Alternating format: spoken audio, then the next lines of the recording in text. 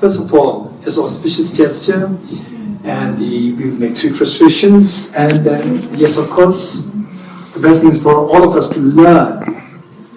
In the first place, what does it mean by prostration? Number 2, why do we prostrate? Prostrate to whom? Why? How? We will learn all these things. But here, as you can see that the course is a little technical. It's technical, and then the technical meaning that it's deeply intellectual, and how to translate that into your day-to-day experience to manage one's emotions. So this is the main point, but the focus is on the intellectual growth to bring about the profundity, the vastness, and the depth to your emotional transformation or emotional management. So with this in mind, I don't want to take too much time right at the beginning. Just let's make 3 prostrations, and then let us sit down, and then I'll share with you what is going to be the next the 10 days. Next 10 days, usually it's the 7 days. So this time everywhere is being extended, I don't know why. So 10 days here, and then then do something in 10 days, then do about 10 days. Okay, so this is what it's all about, and then the question answers, let's feel free to come up with questions, don't restrain yourself, okay, we're not, I'm allowed to ask this question, okay, is it blasphemous, or so forth. Don't be worried about anything, feel free to ask any questions. Whatever we do, if you're not convinced, you can ask questions. It doesn't mean that I have everything, all the answers. It's not necessary that one person should have all the answers, but I think that your questions should not be restrained. Your questions must be answered, it must be addressed. This is the most important thing. Also, with this mind, let me quickly explain about this prostration. In the first place, what you do is a prostration to all the Buddhas, Bodhisattvas. In the first place, prostration means, say,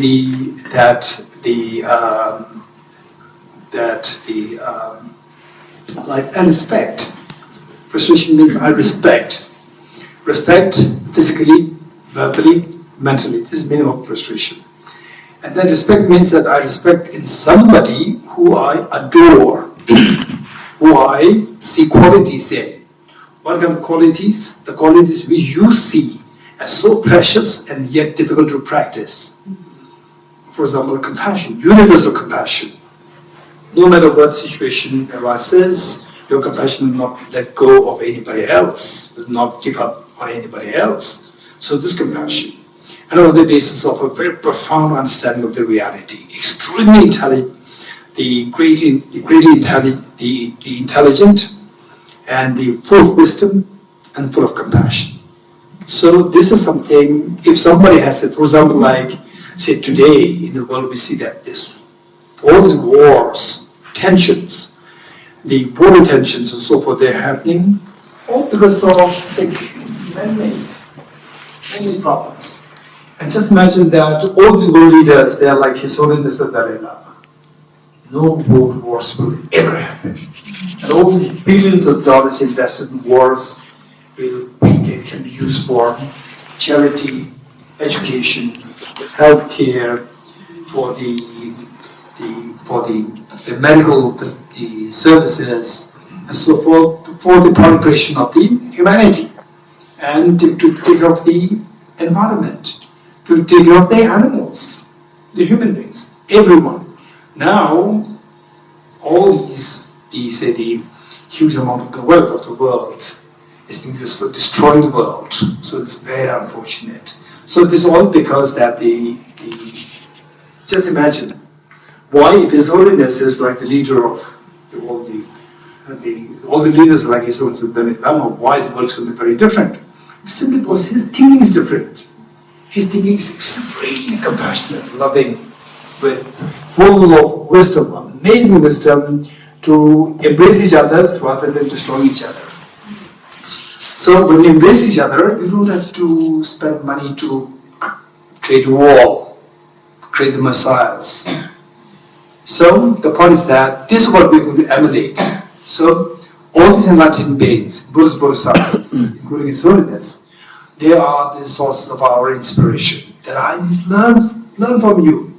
That I should learn how to be a good leader of your family, of your school, of your country, of the world.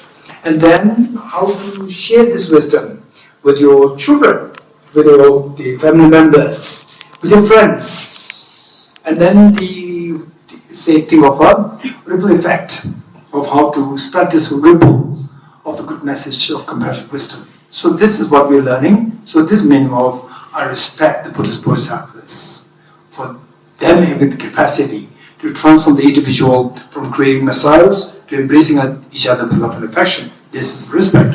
And how you express respect is expressed in three forms: physical, verbal, and mental. And the physical respect is what we popularly call as the prostrations. Actually, prostrations can be done in all three forms: bodily, verbally, and mental. So physical, how we do is that the way in manner we should do your hands folded together. The hands folded together, and then the two thumbs inside, not flat, two thumbs inside, so making it. And why? Again, all these questions are there. So why? You can ask questions. So, and it's very interesting also. It has a lot of philosophical, the interpretations, explanations are there. So I don't go too much into this. In short, so the outside embody is this symbol of gem. Gem. The true gem is your compassion. When there is compassion, gem is to make things happen, to make things rich, happy, prosperous. Where there's compassion, everything falls in place. And then what is inside, that is wisdom. To wisdom to see that there's nothing independent. It's hollow inside. Meaning that everything is hollow of independence, but everything is dependent on each other.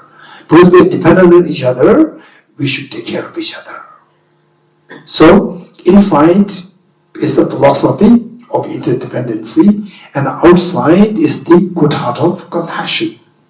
So understanding the philosophy of interdependency, then your compassion should grow and expand. So this is a basic concept. With this in mind, then we touch this on the gesture, we touch either three spots or four spots.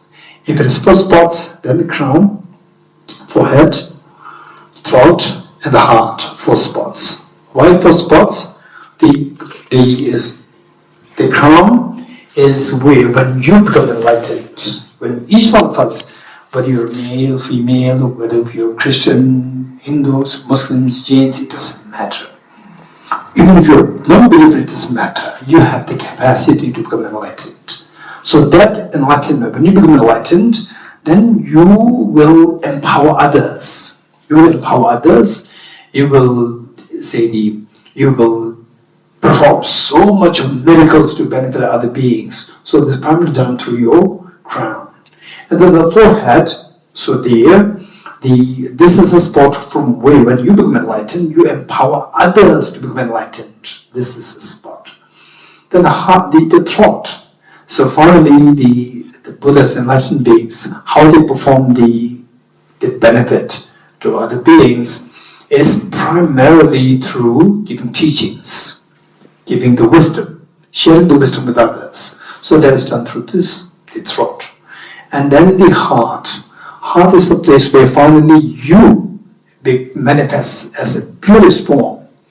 And when I say purest form, it's not in the form of esoteric, blind faith, teaching, nothing.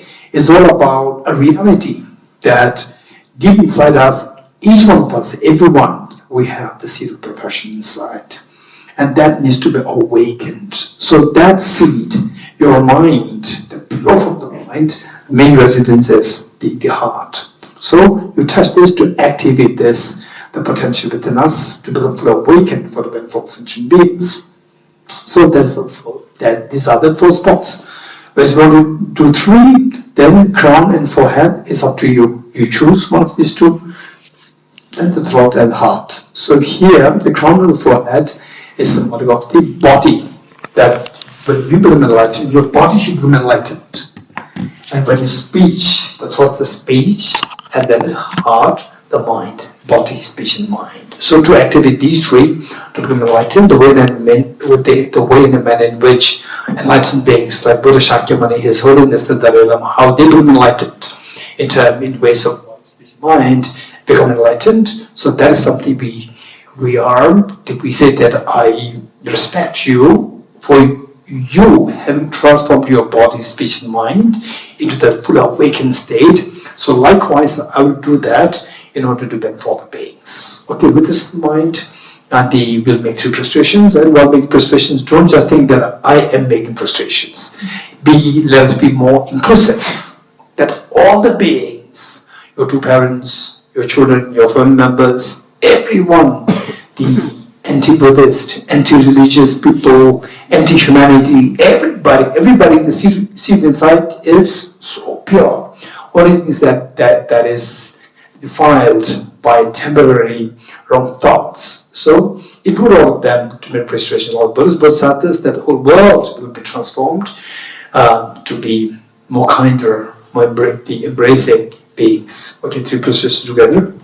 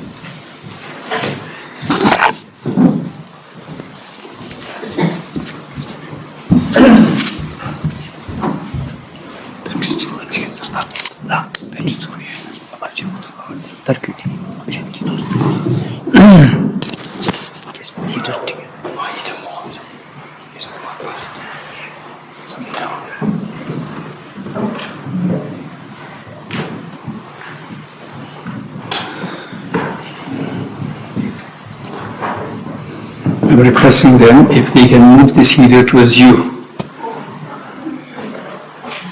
Not out of compassion. You know why? Because when I talk, I start to, my body heats up.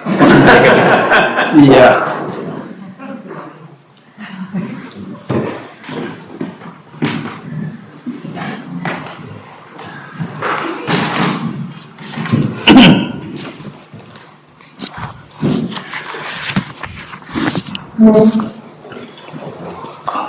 Kamla, chagu diore samar, tonsar, samar. Dikare, lu shuere,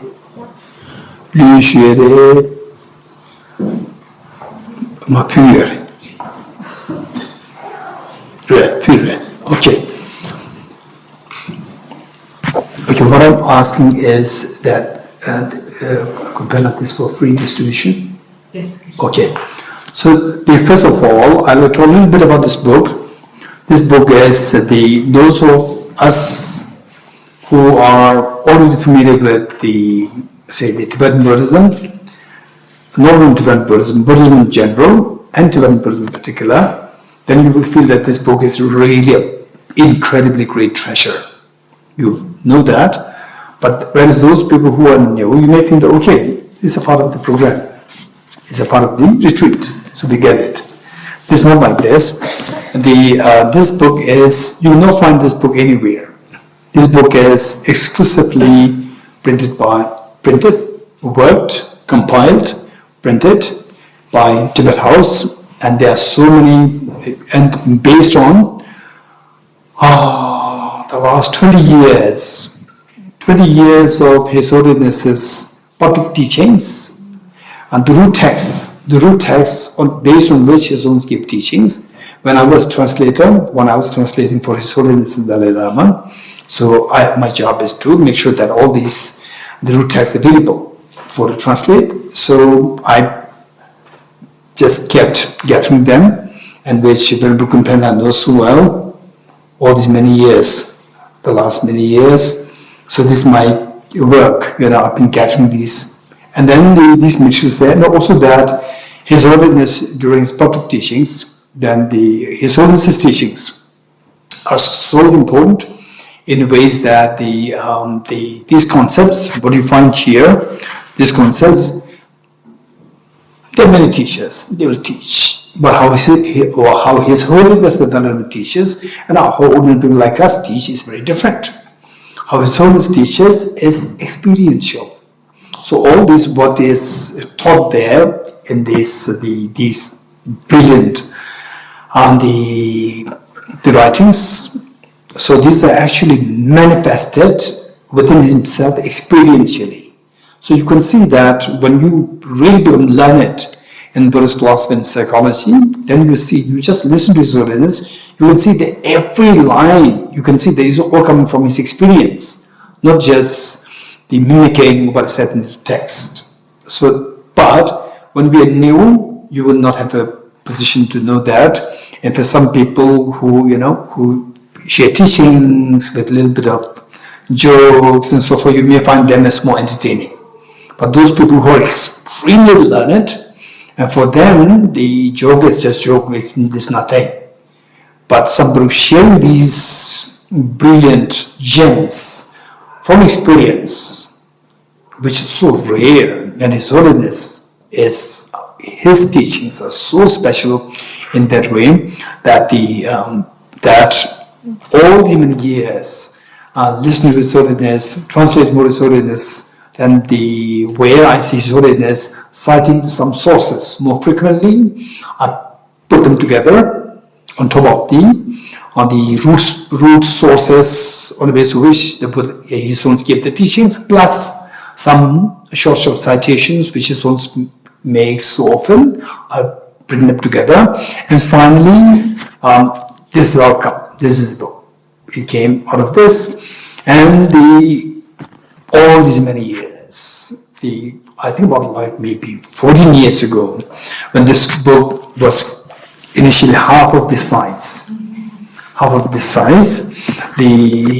told one of my friends in Deer Park who attended the retreat like this, and I told him that I can't really have this book come out and published properly. He said that Geshe, don't wait till it reaches the perfection. It will never come. Otherwise, the book will never come out. You have to somehow publish it now, right? And I would say that still it is not published. Over 20 years past, still not published. This is not the fully published one, but we are using this. We print, and you keep using this. So the point is that this is so precious. Because of this, we don't really find this book anywhere. Even in Amazon, you will not find this. You getting it? So that's what you get. What you got, the book that you got in your hand, that is your book.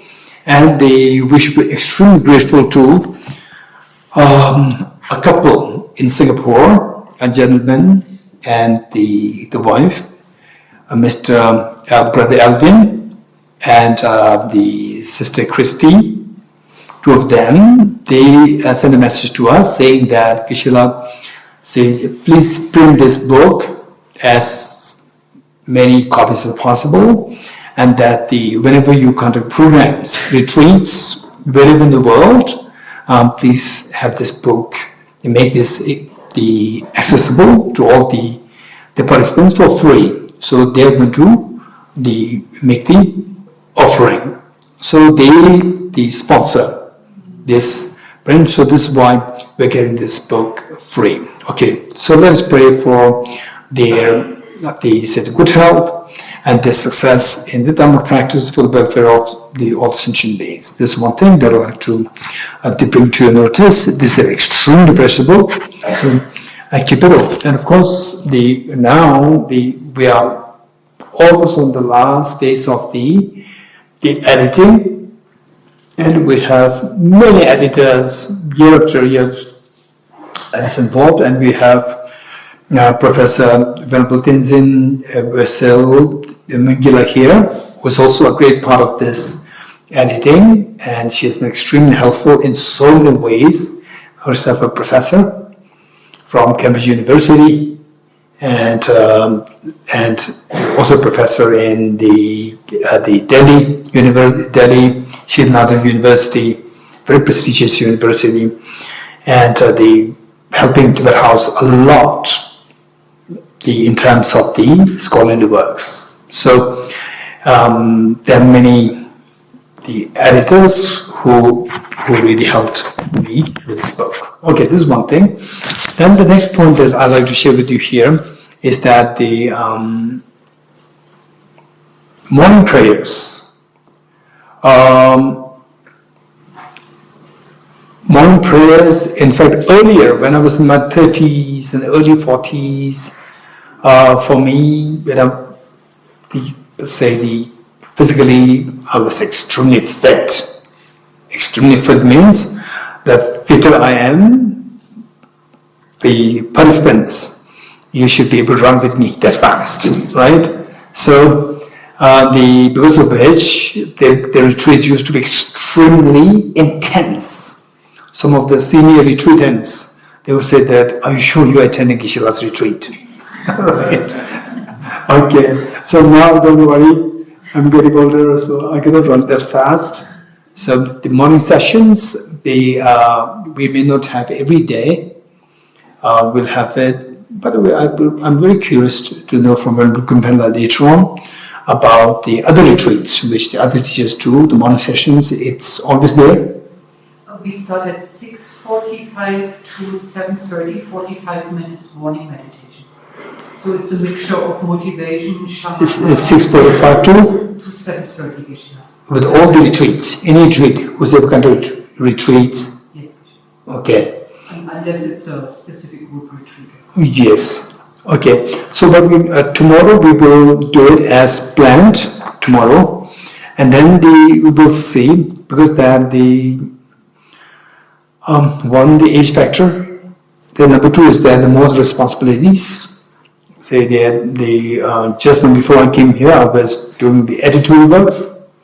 I did my own teacher's work, which I translated, and I'm now revising the translation, plus attending a very important meeting. Immediately after this, I have to rush to Hyderabad. Yeah, there's a very important meeting happening there, and prepared for that. So, for many reasons, we may not have the rigorous morning practices as we used to. But during this 10-day, we will have a minimum like 3 times the rigorous morning practice, and then the others as 6:45 till 7:30. The other days that we will let you know. Otherwise we begin by 5:45, according to this timetable. Yes, 5:45. It's 5:45, and then tomorrow 5:45, and day after tomorrow, then we can do like say 5:45, more intense, and then the next 2 days more relaxed, and then again more rigorous one. So that's alternate between the two. Okay, this is one thing. Then the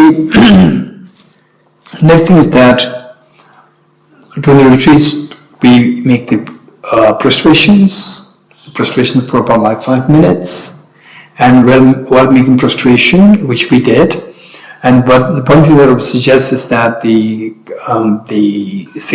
make sure that your knees are protected, because particularly making some people they make prostration 1,000 times, 2,000 times in one go. So the knee touches the floor, and you have to protect the knees. And you're bound to meet with some teachers or even some other people who may say, no, when you make prostrations, don't put the deep protection for the knees because that will have more purification happening for you. No. This is totally what should I say, right? But this is so unwise, because once the knee is damaged, then no more purification. You cannot prostrate anymore. You're getting this totally unwise. purification is not just the physical. Physical are they are to aid to your mental. So finally, it should be the mental purification. For this, we require the physical, verbal to help us. Finally, your mind should become enlightened. Physical, no matter how ever evolved you are, your physical will keep become older. You getting it? So that you become more spiritually evolved, your white hairs will keep becoming black. No, it never happens. Right? Physical, we should be very realistic. We should take care of the physical in order to make sure that our mind gets the opportunity to progress continuously. So make sure that you give protection to your knees. This is very important.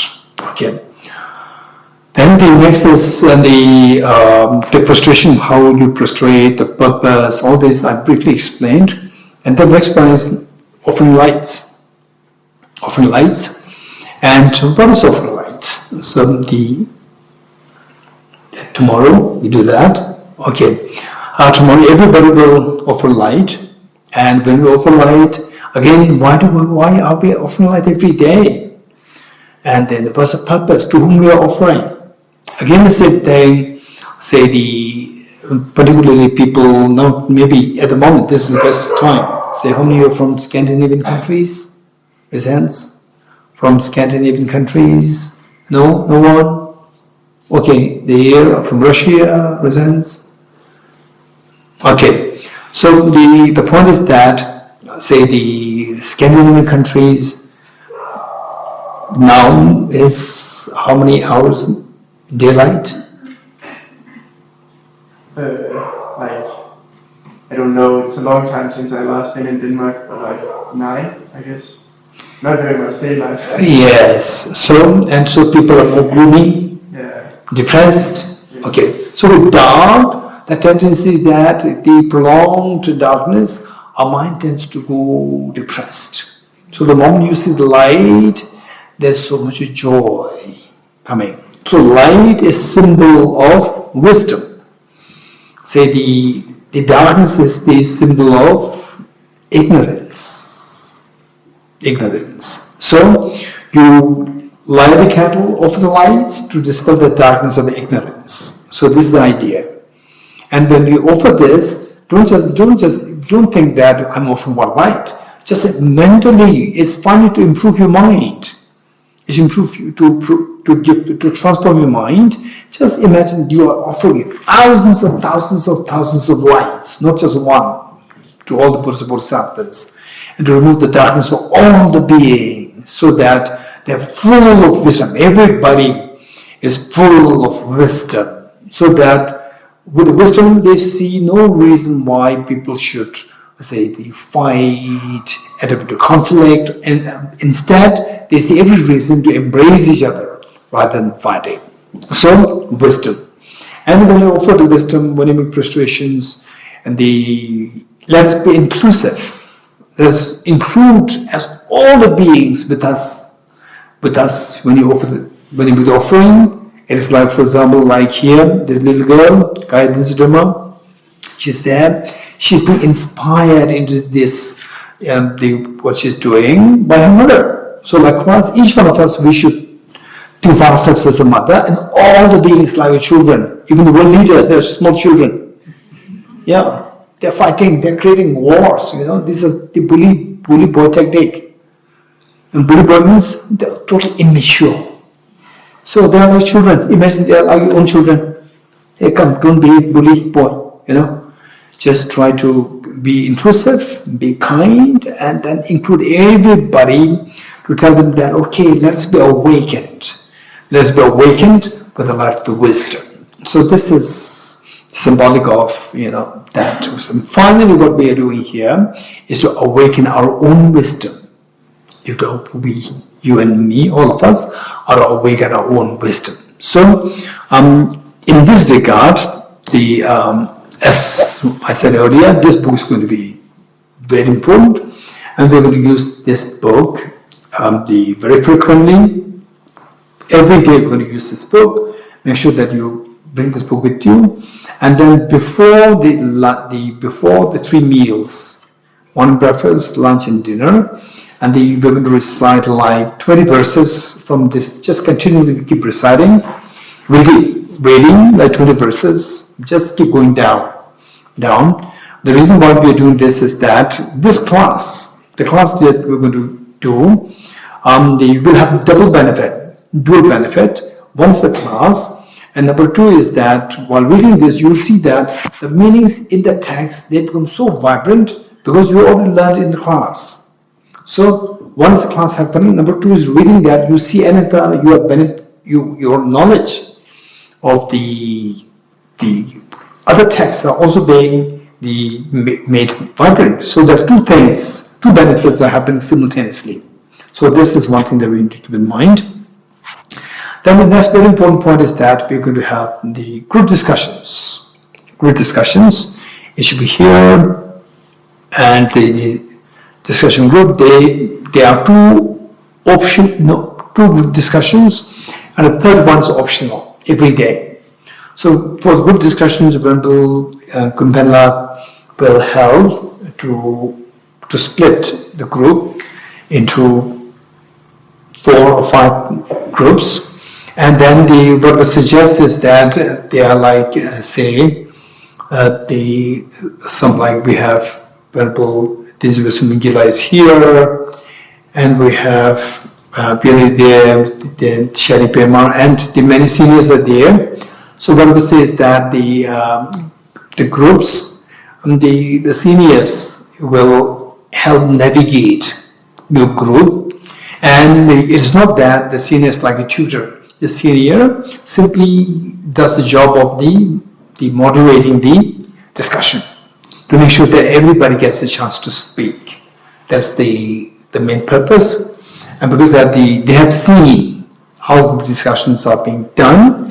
In other words, everybody's encouraged to speak, and particularly the seniors, meaning that who have been into the Buddhist philosophy for many more years. You are actually encouraged not to throw your very complicated questions right away. Instead, you are encouraged to listen, be more patient, and listen to the newcomers' questions, and then help them. Give your opinions, thoughts, reflection, whatever you learn, you share with them, so that they grow, and you also grow in your articulation. So group discussions is very important. So the one in the morning, one in the afternoon, these two are compulsory, and the one in the evening, that is optional subject. So the evening one is going to be just one group, and the morning and the morning and the afternoon will be split into 4 or 5 groups. Okay, this is one thing that I'll share with you. And the very important point that I'll share with you is that this retreat, while it is not going to be a silent retreat, it's not going to be silent retreat. Why? For the reason that, say, the retreat, there are 2 kinds. One, to build the stability of your mind, just to build the stability of your mind, and the other one is to build the intelligence of your mind. Build the cognitive intelligence of mind. There are 2. What we are doing here is to build the cognitive intelligence of the mind. Finally, say for example, to become enlightened. Okay, we learn all these things. For us to become enlightened, we require not only the silent, the stability of mind, stability, cognitively active, extremely sharp,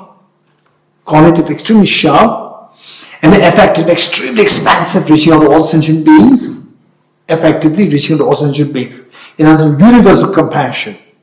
So simply by doing single point meditation doesn't guarantee universal compassion.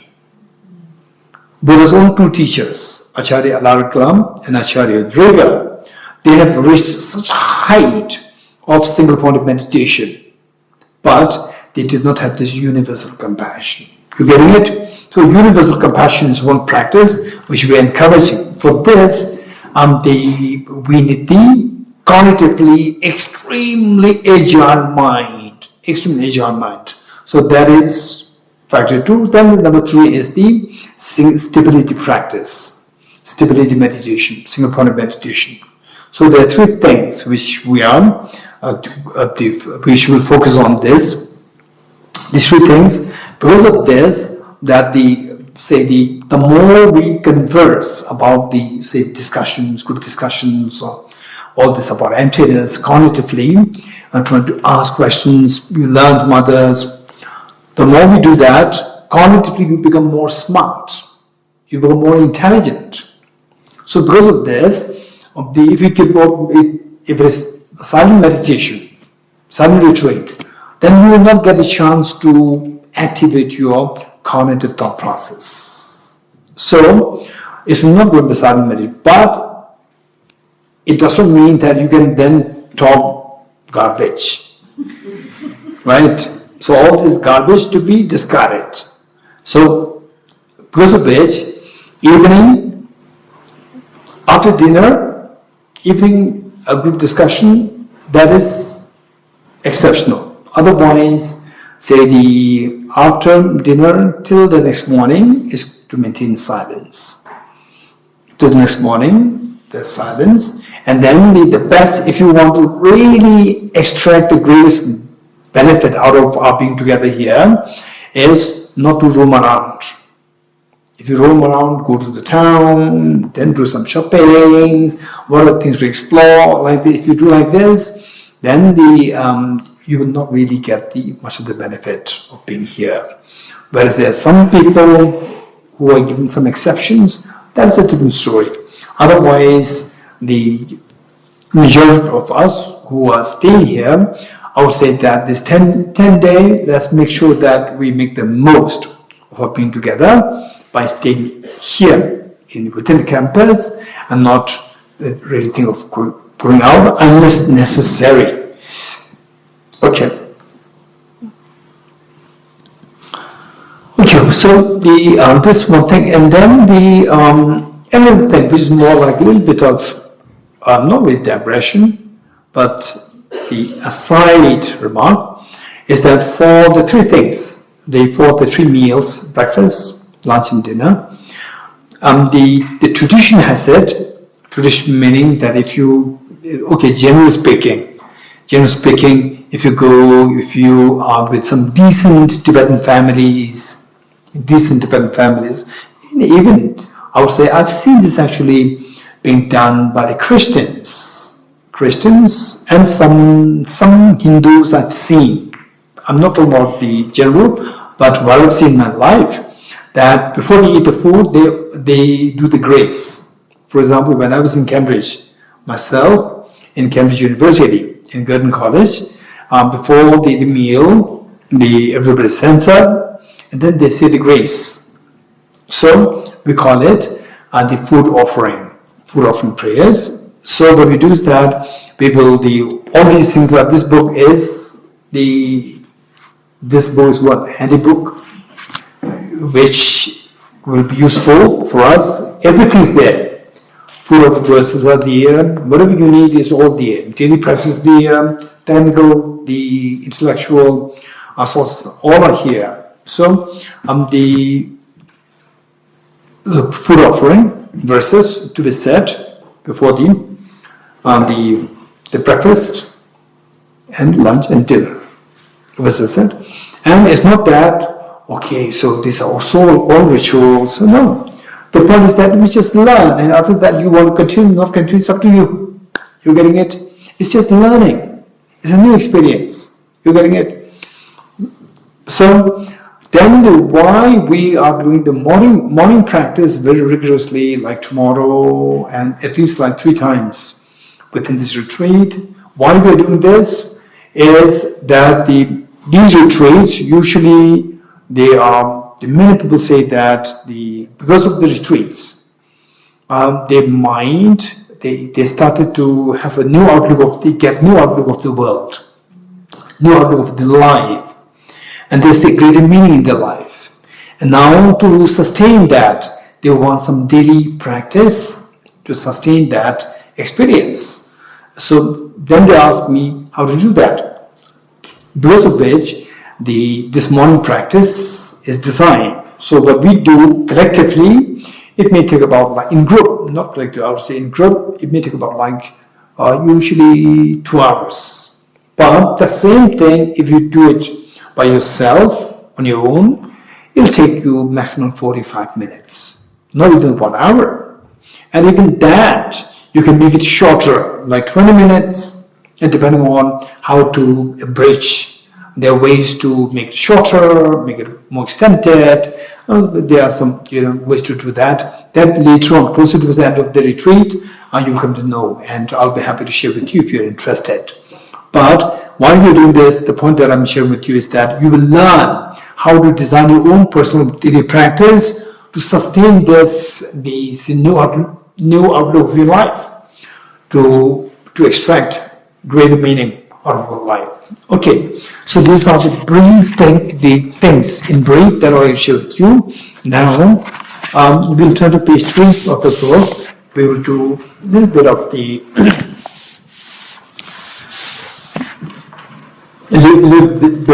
prayers today as auspicious beginning, and then page 3.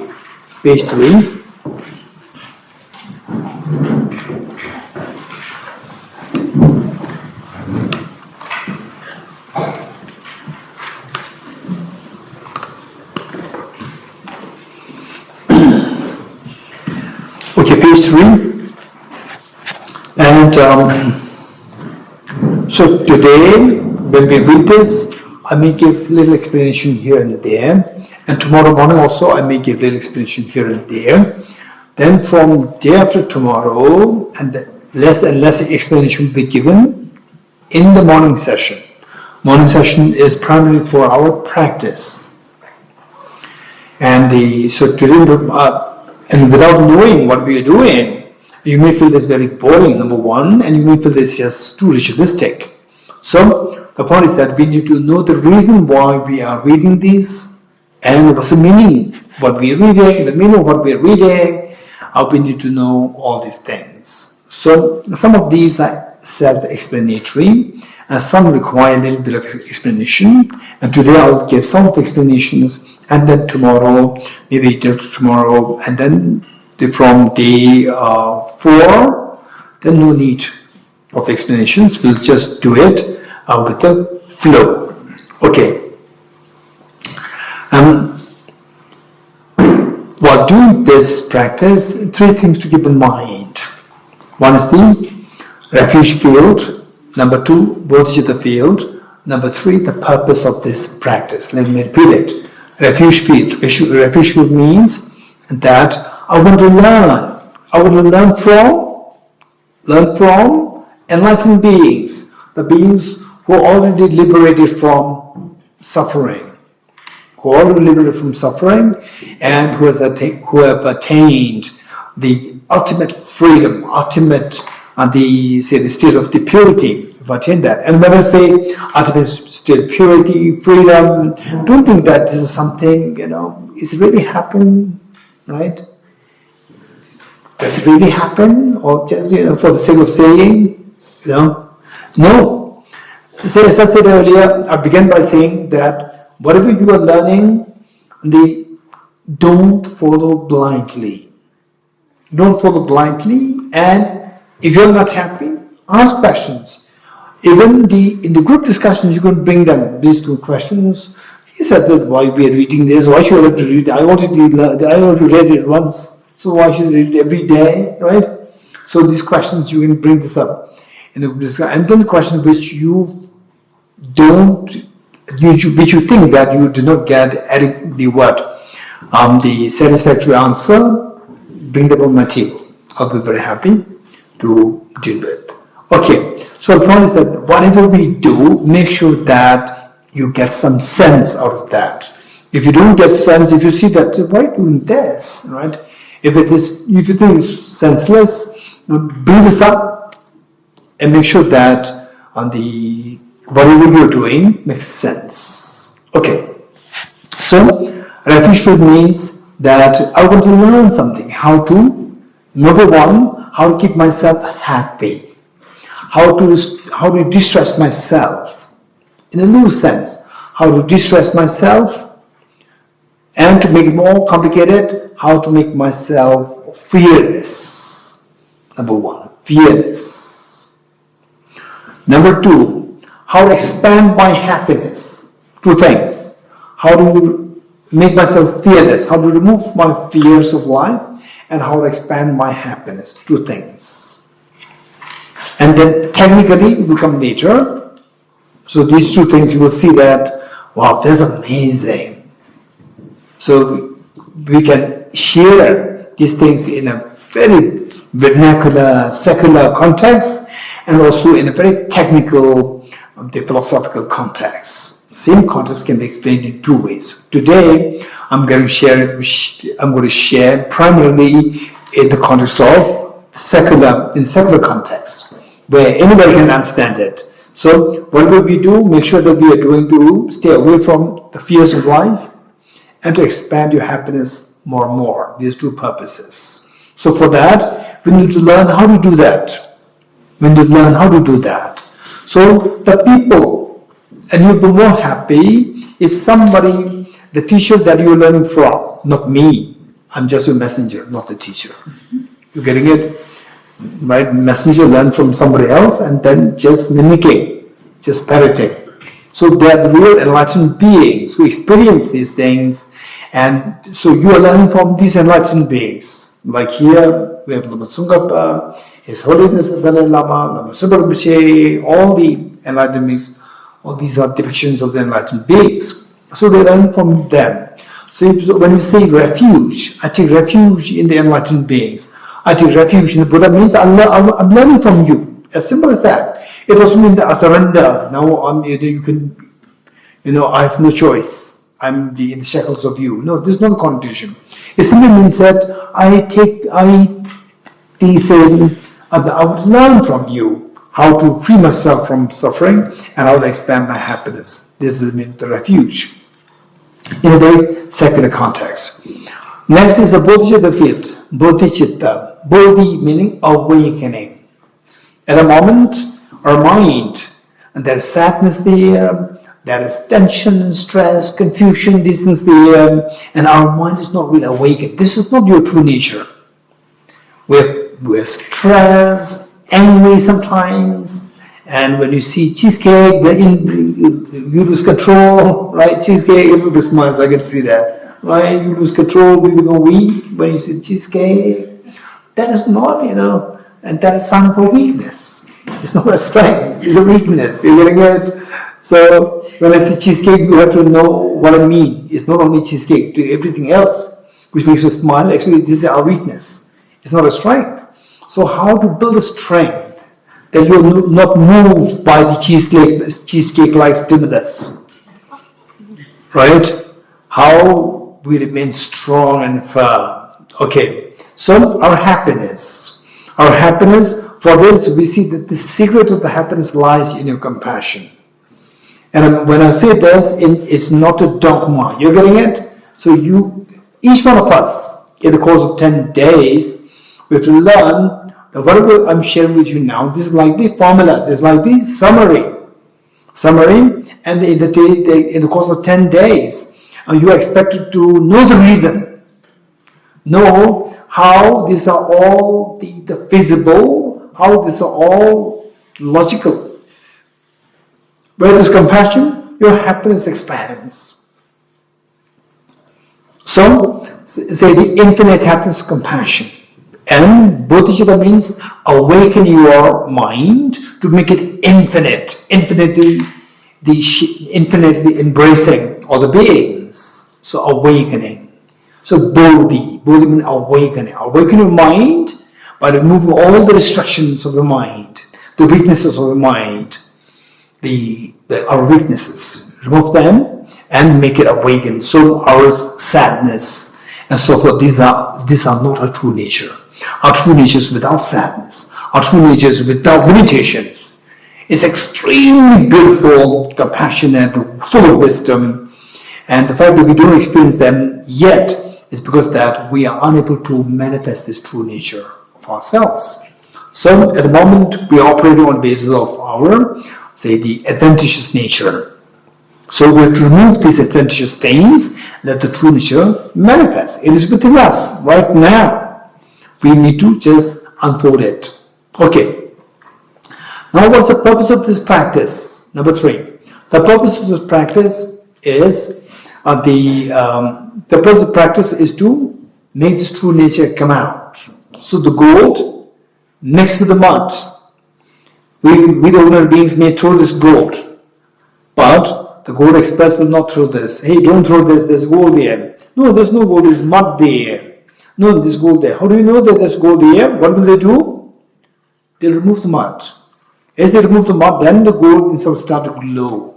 So likewise, our job is to remove the mud of the mind, and then the gold inside will start to glow. Then you realize that, oh, your true nature is hidden inside. Your true nature needs to be awakened. So our purpose is to awaken the true nature within us. What is the true nature? True nature to experience total fearlessness and infinite happiness. This is your true nature. Okay. And yes, later we will learn more in detail. So this, how to awaken this true nature? Just remove the metal dirt. The gold is inside us already. Our job is just to remove the dirt. So what's the next question? Manideva. What's the next question? How? Yeah, both of you same.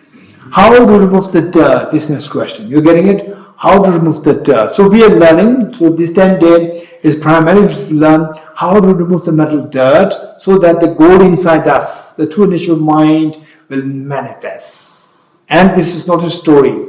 It is not a fairy tale that you have a true nature which is so pure, right? And then once it is gone, okay, now no true nature, right? This is not the point. What we will be learning is a reality. We came here to discover the reality. You're getting it? Discover the reality. Okay. So once you discover it, and then you will see that you have a greater purpose of life. In fact, there's one lady professor from America, and she's Indian, but she was a university professor in America and from a very privileged family. And they retired, and she just felt that what's the purpose of life? It's just truly meaningless now. When you're a professor, very busy, now you're retired, what to do? Life is so boring, so hollow, no meaning. Suddenly they came to know about this course. This retreat, and there is one course, Narada Studies, which you come to know later. Brochure detail So the Narada Studies, she came to know about this, and then she studied because of being the academic, richly intellectual, so rich. So she studied that, and she came to sense that, wow, this is amazing. Now I've found the meaning of my life. So this is not that we're together here just to healing, right? It's not that. Healing in what? To feel good, right? It's not like this. It's really discover something, to revolutionize our thinking, to realize that, to discover that you have an incredible treasure inside. Okay, and that too, logically, rationally, and intellectually. To discover that is the main purpose. Okay, so with this motivation, number one, what? Number one, refuge field, to learn from all the Bodhisattvas. Number two, Bodhisattva field, to expand this compassion for all sentient beings, that secret of infinite happiness is expand my compassion. At the moment, my compassion is not expanding. It's confined to only some people, to my inner circle of the family, not to all beings. Now I need to expand it to all beings for my own benefit. And then the purpose of this practice is to awaken this seed of the purity, perfection within us, to make it manifest fully. Okay, with this motivation, let us start from page 3. And to the great compassion, you taught the Immaculate Dharma to dispel all perverted views. To you, the Buddha Gautama, I pay homage. And to the great compassion, you taught the Immaculate Dharma to dispel all perverted views. To you, the Buddha Gautama, I pay homage. And you, by great compassion, you taught the Immaculate Dharma to dispel all perverted views. To you, the Buddha Gautama, I pay homage. The next, I go for refuge until I'm enlightened to the Buddha, the Dharma, the Sangha, by my accumulations through practice of giving and so forth. May I become a Buddha to benefit all sentient beings. I go for refuge until I'm enlightened to the Buddha, the Dharma, the Sangha, by my accumulations through practice of giving and so forth. May I become a Buddha to benefit all sentient beings. Okay, so one way of reading this, and there are three ways of reading these verses. There are three ways of reading it. Number one, where the words flow. Number one, where the words flow, that's it. Number two is words flow plus meanings are reflected. Let me repeat it. Words flow and the meanings are reflected in your mind. This is number two. Number three, words flow, meanings are reflected, and the experiences are invoked. Three things. But for most of us, until you have really practiced these, what we're going to study the next 10 days, practice it, study, reflect and meditate. Study, reflection, meditation, until we fully engaged into these three things, study, reflection, meditation, of the studies that we're doing the next 10 days, and this book. There are many such books there. Unless we do that, the third one is not possible, where the experiences are invoked. You're getting it? You feel the universal compassion actually spreading. You see you bring about you revolutionize the cognitive perception world. How you see the world as very different. Today, say for example, some of you who are extremely going to be, you never know. That day one you come here, you see the world as very ordinary. And then day 10 you are here, the day before you leave, right? You see the world very different. You may see the world as like a dream, right? For very serious practitioners, it does happen. But for most of us, it may not happen within 10 days. We may have to wait for 10 years, right?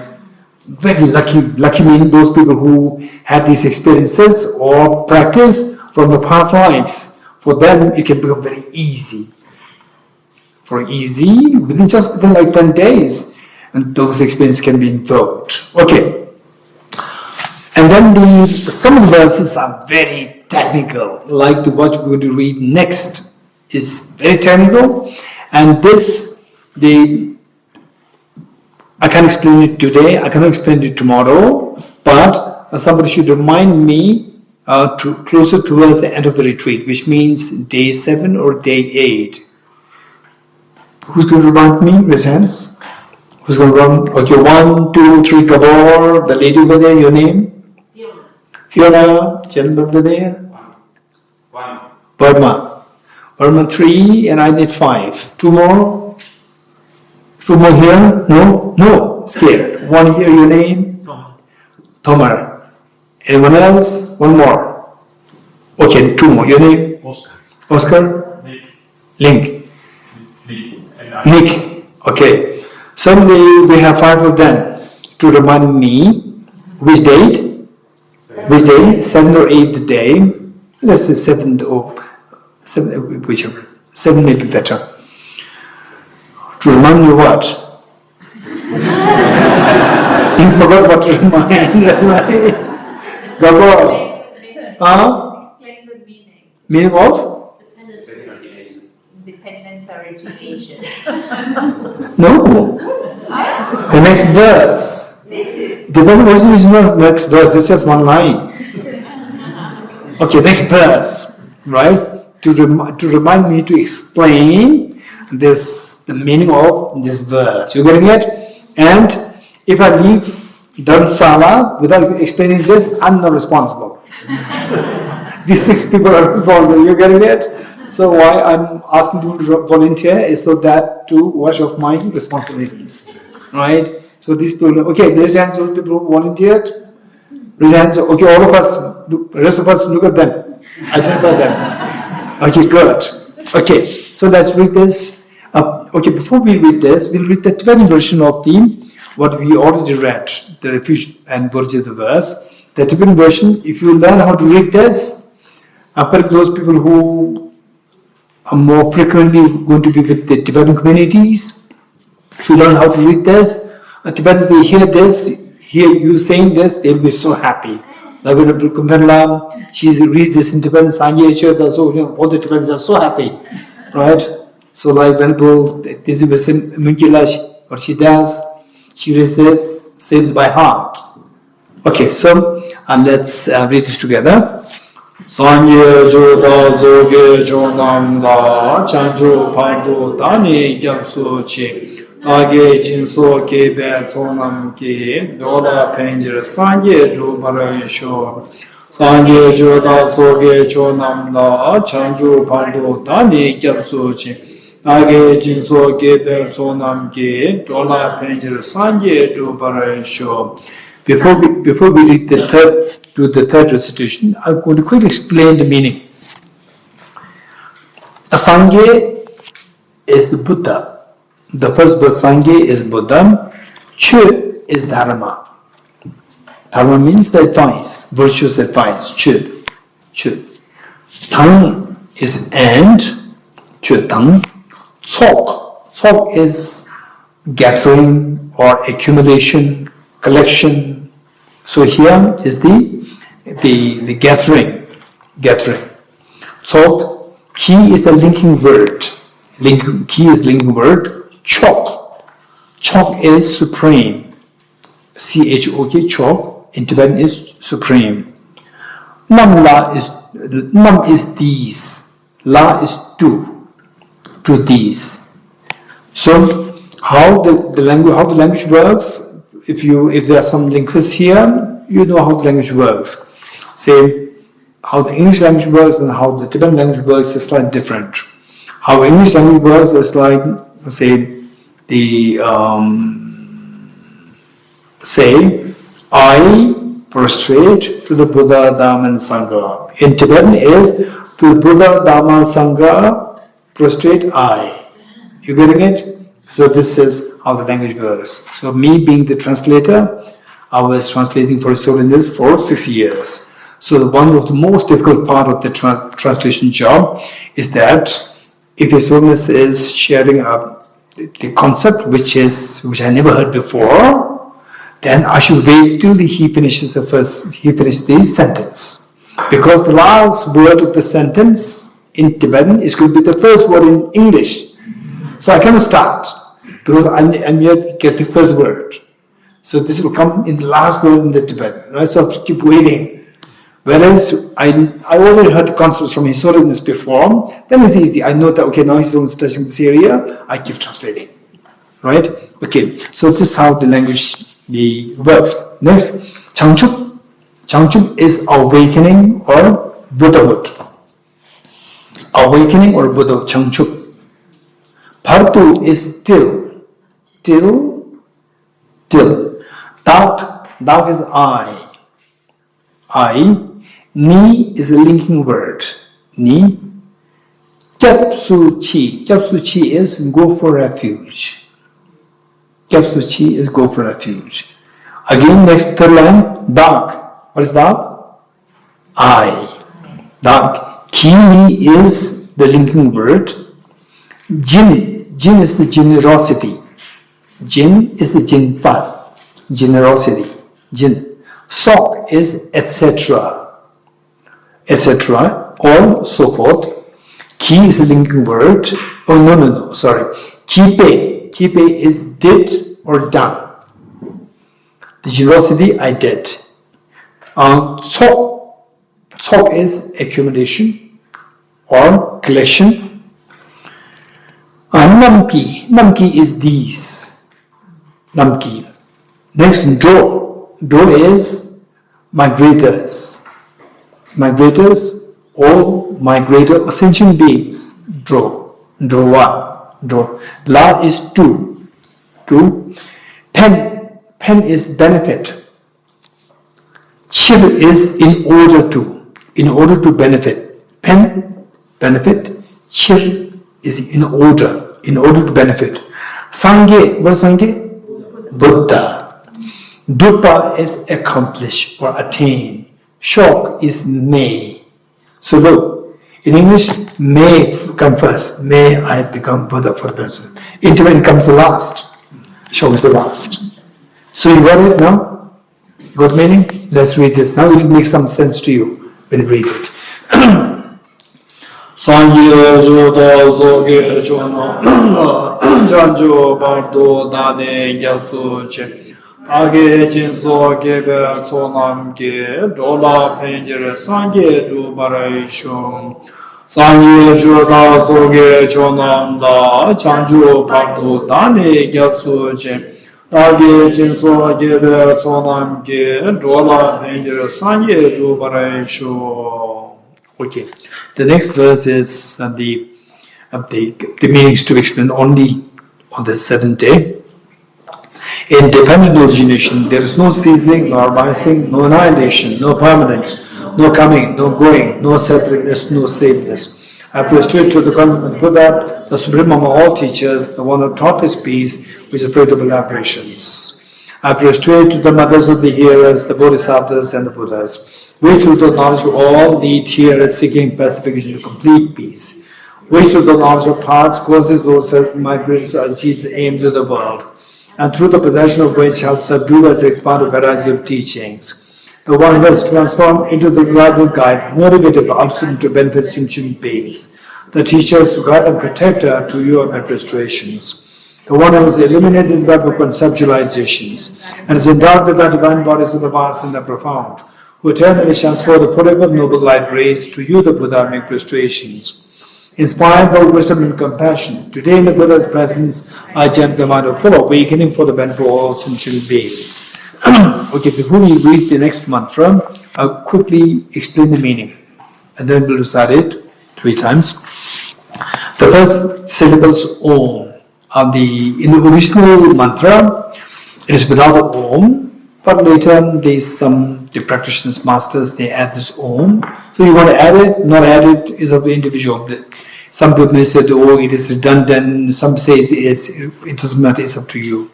If you want to add it, the meaning is that Om, this syllable is made of 3 letters. A, U, Ma. This syllable is made of 3 letters. A, U, Ma. And combined together, it becomes Om. It doesn't become You're getting it? And don't ask me why. You know why? Okay, let's say that the CUP is what? How do you pronounce it? CUP? Cup. PUT? But. Huh? No, we said CUP, not CUP, we said it cup. Right? PUT, but. But it's wrong. You said put. Why? Any native English speakers raise hands? Native English speakers? No. Yes. So why? Why PUT is not but? No, it has a logical explanation. Yeah. So this is how the language works. Right? Yeah. Okay, if you want to ask them these more native speakers, we have one here, and then there's one from Cambridge, right? One from here, America. Raise hand. Yes, here, there, right? Ask them why, right? Okay, so A-U-Ma, these 3 letters, they symbolize body, speech, and mind, and who you are. When you say I, I'm feeling cold, right? I'm feeling cold. Or I signed up for the retreat. When you say I, who's this I? This I is, say you identify this I as a male or non-male. Yes? Yes? You identify yourself as a male or non-male. Yes? You identify, which means maleness or non-maleness is related to your body. Yes? And then they say that, okay, what's the topic of the retreat? I like to sign, but it was a topic. It's about dependent origin. What is that? It's a very complicated topic. If you meet with somebody, Somebody who said that very negative, who said it's very complicated or you don't understand it, right? Then I'll not sign. I'm scared of the topic. But it's very interesting. Very positive people. It's very interesting. Yes, come, sign up, right?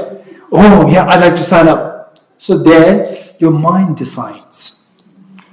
You have the body to identify you as a male, non-male, female, non-female. With your mind, you decide whether you are happy or not happy. I will sign, not sign. I'll sign up, not sign up. All this decide with your mind. And then, what your mind thinks is reflected in your speech. Right? With your speech. So your body, speech and mind, if they become enlightened, you are enlightened. You're getting it? So Om symbolizes these these are the Om is made of 3 syllables, of 3 letters. And these 3 letters, they symbolize your body, speech and mind. And when you recite this, remember, it's to remind us that I have to transform my body, speech and mind into the body, speech and mind of the fully awakened one. In other words, that I have to transform my body into a pure body, impure speech into a pure speech, impure mind into a pure mind. This should be the whole goal is explained in the 1 syllable. Om. Great. Okay. Om. Then now next is how. How to do that? Ye Dharma.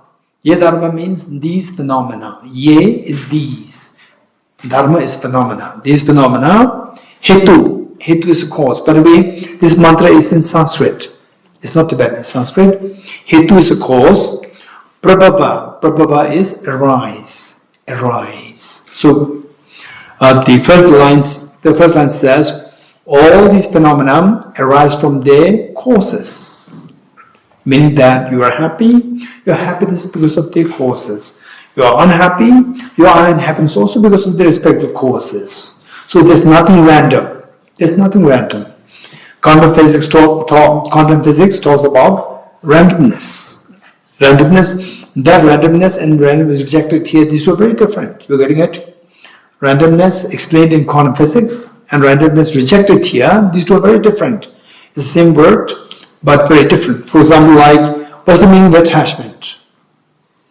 Huh? Hey, what's the meaning of attachment? Anyone? You don't know? Suffer. No, I'm not saying, how do you see attachment? This is not my meaning. What does it mean by attachment? Fear of letting go. Huh? Fear of letting go. Fear of letting go. Anyone else? Related to I. Related to I. Anyone else? I means mind. Related to mind. Grasping. Right? I'm attached to this. Right? I'm attached to cheesecake. Right? When you say cheesecake, it is very easy to understand what is attachment. Right? Feeling of dependency. Feeling of dependency. Yes. Attachment is reflected there. Feeling of dependency. Yes. Okay. So how many have sent you attachment? Huh? No one has sent attachment. What attachment? Sent attachment. You sent attachment. You have sent. No. Oh. Never. You have never sent emails. So look, the same word attachment, same word has multiple meanings. You're going to get, don't confine yourself to one meaning. So there were two monks, elder monk and a student, disciple monk. And the elder monk was born at the era when there was no emails. For them, the attachment means grasping, right? Attachment bad. And the junior monk, the disciple monk, was born at the time of the era of emails. And the junior monk was always double checking with the teacher. Whatever he does, he's not sure. So he checks with the teacher. If the teacher says yes, then he does it. No, then he doesn't do it. So, emails. He did not know whether to allow, whether allowed or not allowed. He asked the teacher, "Sir, can we use the monks? Can the monks use email?" And the teacher had no idea what is email. So he said, "As long as you have no attachment, it's fine." Right? So, in the world of emails, right? In the world of the year, so many emails to be sent with attachments. So if without attachment, the email doesn't make any sense. You're getting it? So the teacher doesn't make any sense of that. So therefore, the words, don't force yourself, don't force your definition of the word, of any word. So we should be very contextual. We should know the context so well. You getting it? Okay. So the say here, ye dharma hetu prabhava. All these phenomena, they arise from the causes. So randomness. Randomness is the same word, but can be understood in two different ways. How it is understood in the vernacular English, how it is understood in the context of physics, quantum physics. It's very different, same word. So here, the Buddha is saying that all our miseries and happiness, they don't arise randomly. They arise from their respective causes. The next line, hetum. Hetum is a plural form of the cause. Plural form of cause. Hetum. Tesham is these. Tesham. Tathagato. Tathagato is the one who has seen who has gone to the ultimate, referring to the Buddhas. Tathagata means the Buddhas in simple words. The Buddhas. Hervatat. Hervatat means taught. Taught or said. So what are these causes? The miseries that we go through. Miseries that we go through. Sadness we go through. They also arise from the causes. What are the causes? The causes are taught by the Tathagata. The causes are identified by the Buddha. Tathagata is the Buddha. Okay. So now, with the help of the Tathagata, we'll be able to identify the causes of miseries. So once you identify the causes of miseries, what should you do? Once you identify the causes of the miseries, what should you do? Eliminate the cause. Eliminate, right? So how to eliminate? Tesham chayo. Tesham is these. Chayo is whatever. Whatever of these causes. Whatever of these causes. All the causes identified by Buddha for us, causes of miseries. And whatever of these causes, Tesham chayo nirodha. Nirodha is the cessation. Cessation. Bringing an end. Cessation. And how to bring an end to the causes of these miseries? Evam. Evam is thus. Thus. Vadi. Again, taught or said. Evam Vadi. Maha. Maha is the great. Shamana. The seer or the saint. Yes, Vaha. In other words, Evam Vadi Mahashamana. So, bringing an end to these causes is also taught by the Shramana, Mahashamana, the great seer. Great seer meaning the full awakened one. When we say full awakened one, the Buddha, it is not confined to Buddha Shakyamuni. You're getting it? Even you, when your true nature manifests, when your mental dirt all removed, you become the Tathagata. You become the great seer. So all the enlightened beings, they are taught how to stop the mental dirt, how to stop the defilements. Evam Vadi Maha, the Evam Vadi Maha, Shramana, Yeswaha. Yeswaha is established. Is established, which means that this is reality. Okay, with this mind, let's recite the next verse. You see that is a translation, English translation. All phenomena arise from causes. The causes taught by the Tathagata. The cessation causes as well is taught by the great seer. Okay, we'll say this 3 times together. And I see that some of you already attended the earlier retreats, so you know how to sing this. We'll sing this together. And those of us who do not know how to sing this, just listen to us and then join us. Om ye dharma hetu prabhavam hetum tesham dathagato yavatat tesham chayo nirodha evam bhati mahashramanaye swaha. Om ye dharma hetu prabhavam hetum tesham tathagato hyevatat tesham chayo nirodha evam vati mahashamanaye svaha. Om ye dharma hetu prabhavam hetum tesham tathagato yevatat tesham chayo nirodha evam vati mahashamanaye svaha. Meaning of the Tenjin mantra: all phenomena arise from causes. The causes are taught by the Tathagata. The cessation causes as well as taught by the great seer. Profound, peaceful, elaboration-free, clear light and non-composite. Such is the nectar that Dharma I have discovered. Finding no one to fathom this teaching, in silence I return to the words. Beyond utterance, thought and expression is the perfection of wisdom, which is unborn, unceased and has initial space. Is the object of apprehension of self-realized wisdom. To you, the mother of the Buddhas of the three times of obeisance. The four seals of the Buddha's teachings. All composite things are impermanent. All contaminated things are the nature of suffering. All phenomena are the nature of emptiness and selflessness. Transcending sorrow is peace. The Guru is the Buddha, the Guru is the Dhamma, likewise the Guru is the Sangha. The Guru is the source of everything wholesome. I go for refuge in the Guru. By the sound of the vibrant drum of Dharma, you liberate all beings of miseries. I beseech you to kindly remain and give teachings until the end of the expansibility of the eons. The Buddha does not watch the negativities of beings, nor does he remove the miseries by his hands. His spiritual realization is not transferred with them. It is by teaching the truth of the suchness that the beings are liberated. With folded hands, I beseech the Buddhas of all directions to shine the light of Dharma for all bewildered miseries gloom. If you are attached to this life, you are not a spiritual practitioner. If you are attached to samsara, you have no renunciation. If you are attached to your own self-interest, you have no bodhicitta. If there is grasping, you do not have the view.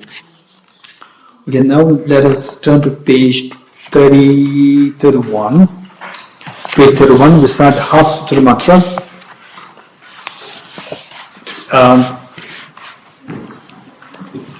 5 times together. And this mantra, I'm going to quickly explain this. The deeper meaning we have to learn later.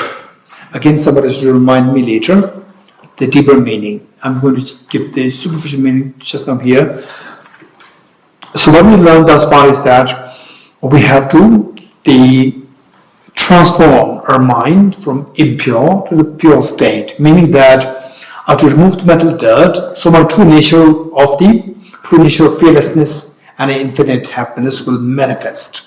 Or my true nature of the full wisdom and infinite compassion will manifest. So, for that matter, this is that the mental defilements that we have now, they are so chronic within us. They are like our chronic disease, the mental defilements like anger, craving, ignorance, laziness.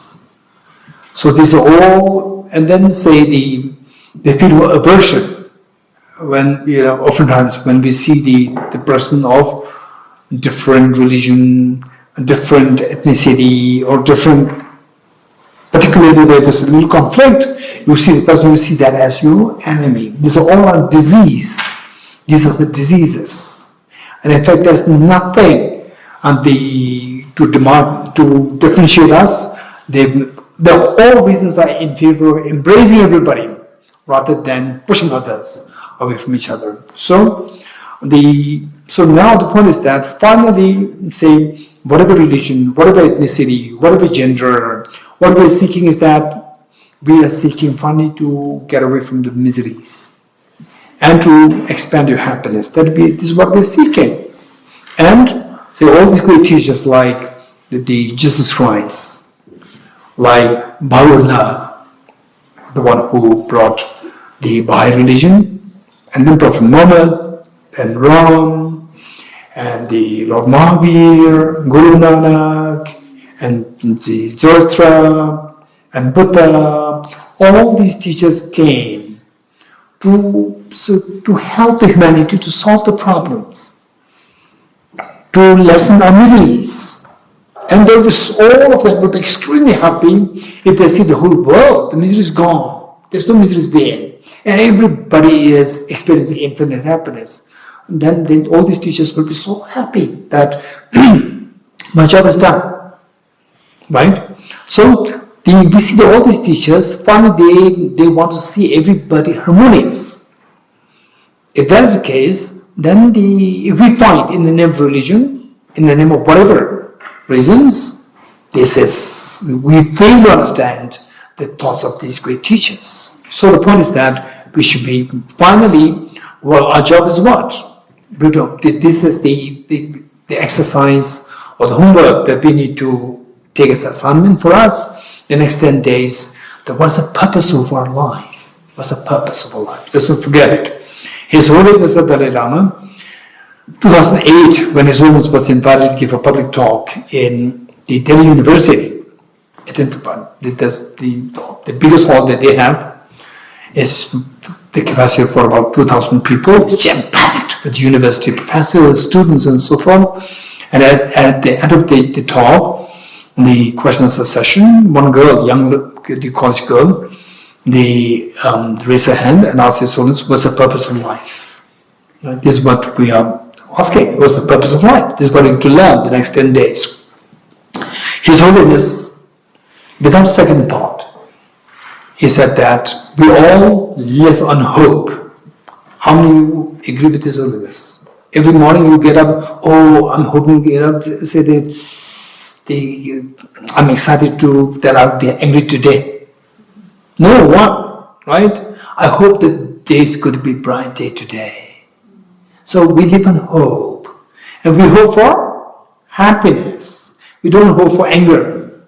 We hope for happiness. His Holiness said, we live in hope and we hope for happiness. Therefore, the genuine happiness is the purpose of a life. Seeking genuine happiness. And how to get the genuine happiness? By expansive compassion, universal compassion. And how to have the universal compassion? By having deep wisdom to see everything's interconnected. Everything's interconnected. My hand, however old it is, I will not throw this whole hand because I depend on this. My hand is so precious for me. With this hand, I can do a lot of things. So because I know I'm dependent on this hand, I'll take care of this. When you know that you're dependent on other beings, you will take care of other beings. So taking care of other beings is to know the universal compassion. So these are two things that we're learning in the course. So how to experience them? Study, reflect, and meditate. Study, reflect, and meditate. Study first, gather information, how we're connected, not just blind faith, but to logically know that we're all dependent on each other. Once you know that, then next is you should gain conviction with this. Once you learn this, then gain conviction. Once you gain conviction, make it your second nature. That is through meditation. So through study, reflection, meditation, we come to realize that my job is to, where my mind is full of ignorance, see myself so independent, now to see myself as dependent, to see myself so selfish, my compassion expands. So this is the transformation required. And then here, Gate, Gate, Para, Samgate, Bodhi, Swa. This mantra is teaching us how to go through the 5 phases of our life, 5 phases of the progress, 5 phases of development from where we are now, very basic, to the fully awakened state. The 5 phases are taught. So, Tatyata. Tatyata means here is thus. This is how we have to go through the process of awakening, process of remove the mental dirt, so that the seed of perfection within us will be awakened. So what is the process like? Gate, gate, para sangate, bodhiswaha. So this is Sanskrit. Gate is go. Gate is go, go, go. Para gate is go beyond. Parasangate is go utterly beyond. Bodhi Swaha. Establish your, what is Bodhi? Full awakening, enlightenment. Establish your full enlightenment. Let me repeat it. Gate is go. Paragate is go beyond. Parasangate is go still beyond. Bodhi Swaha, establish your full awakening, full enlightenment.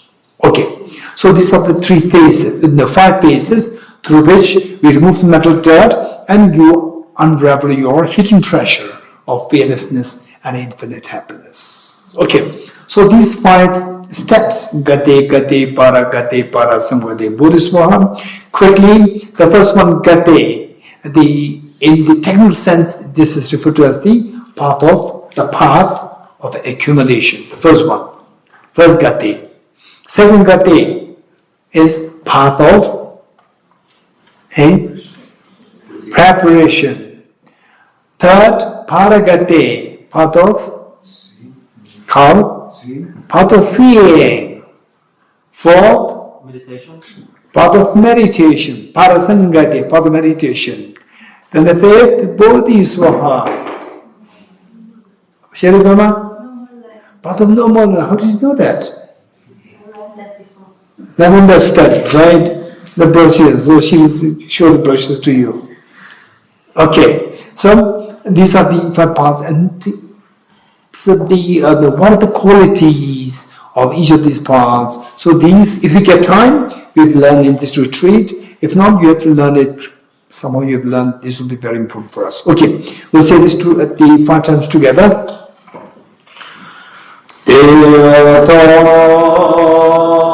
Om Gate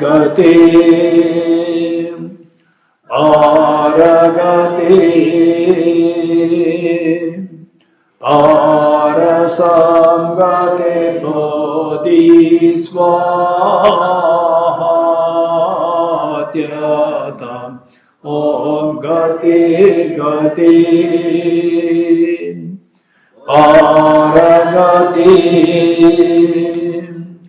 Parasamgate Bodhi Swaha Dhyadam. Om Gate Paragate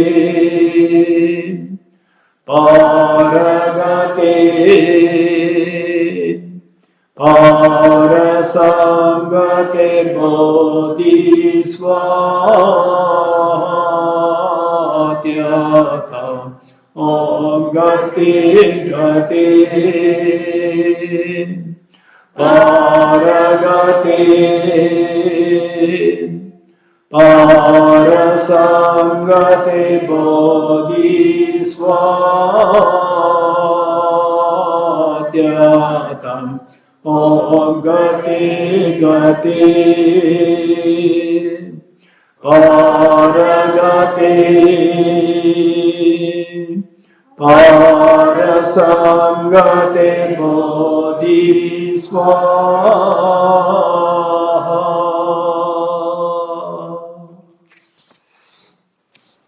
Okay, let's now turn to the derivation prayer, which is on page 52. Page 52, the derivation prayer. Just so derivation prayer, this is just for information. The great Tibetan masters, they say that the two works to be done, one at the outset and one at the end. One at the outset is to set a proper motivation. At the outset, at the beginning, set a proper motivation. Makes a huge difference to what you are doing. That what we are doing goes in the proper direction. Say when you go for a job, instead of okay, again today, what will my boss say, what my colleagues say, if this you go there very negatively, whole day will be wasted. Whereas we go there that okay, today I will try my best to make sure that I'll not create any problem, tension in the workplace. I'll try to make others as happy as possible, I'll try to be positive, I'll try to be as helpful. Then you go there, yes, sometimes some complications can arise, but overall speaking, your day will be much, much more meaningful, productive, beneficial to other people. So motivation makes a huge difference, number one. Then at the end, dedicating the virtues. Whatever virtues that you gathered, then the dedicating properly makes a huge difference. At the end, proper dedication, and at the outset, a proper motivation, setting proper motivation. These two things are very important. So we are coming towards the end of this day one program. Let us say this together three times. Okay, so to give some ideas as to what the dedication is like, let's say that today, as I said earlier, and I'm sure that most of you will agree with me, that it's all the world leaders, they are like His Holiness the Dalai Lama, right? And you will see that the wars will be so remote, far away. It will not even come in the mind of the people. Where there's a problem there, one nation problem, all the nation will rush to save that nation. Everybody will be, embracing each other. This is no doubt what happened. So, and that such people, such enlightened beings, the more they are on the planet Earth, we want more. It's better. And then who are they on the planet Earth? Let's pray that they live long. And then the wishes are fulfilled spontaneously, number one. And then number two, that the prayers like all the wars happening in the world, like Ukraine-Russian war, and the Gaza Strait, and the border tensions everywhere, domestic violence, and the harms incurred on animals, for example, like in the KFCs, slaughterhouse, all these problems be minimized if possible, got rid of completely. And yes, it's very possible.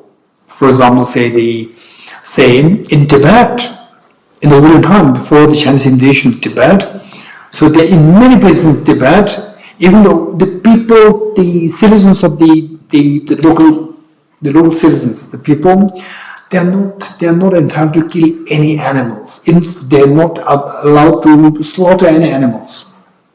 It's by law. You're not allowed to slaughter any animals. Yes, at the most, the animals, you can have milk, and then if they die naturally or if they fall from the cliff, then you can eat the meat. Otherwise, if the government knows that you slaughter animal, finish. You are put to a heavy penalty.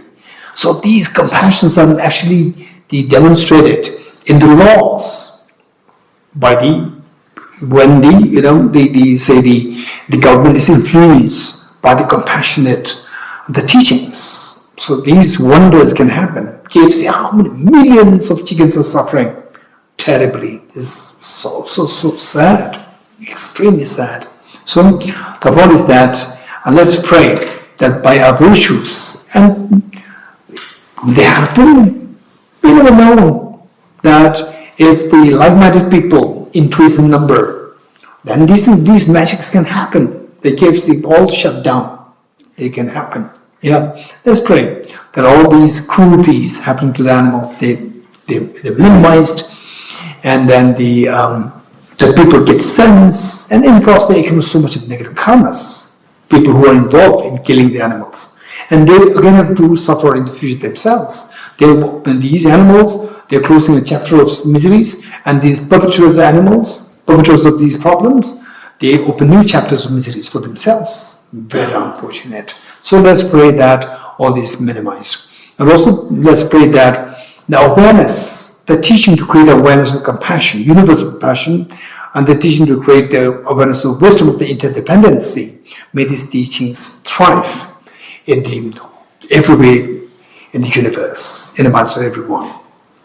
So with this mind, let's say this together. I dedicate the merit of thus gathered to rest of realization that is in the prayers of Buddhas and Bodhisattvas all three times, and to the whole of the doctrine of scripture and insight. May in all lives through the force of this merit, never separate from the four wheels of the mind and vehicle, and accomplish all the stages of the path, renunciation, bodhicitta, bodhicitta, the true stages.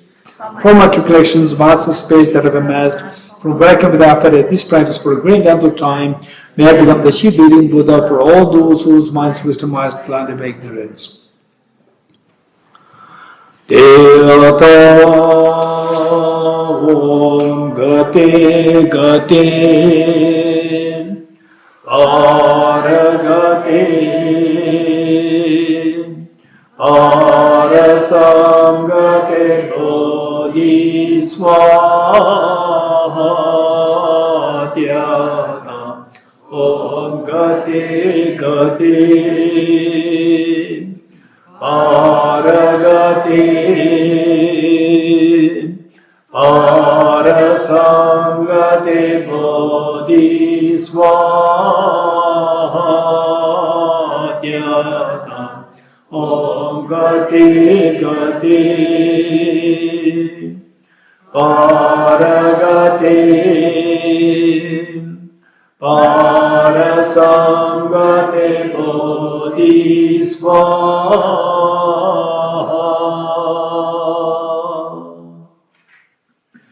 Okay, we end with 3 prostrations. When in prostrations, we touch the like this: crown, forehead, throat, neck, and then the 2 palms press the floor with the 2 knees. For me, if you have a mattress, that would be very good, but primarily to protect your knees. And there's also long form of the full length prostration there, where your whole body you lie down, and when you do that, then it would be good to have like a thick mattress to protect your whole body, because that your body continues to touch the bare floor, the lungs, heart, all these things will be affected. So make sure that the whole body is protected when you make prostrations. Okay, 3 prostrations together. To all Bodhisattvas.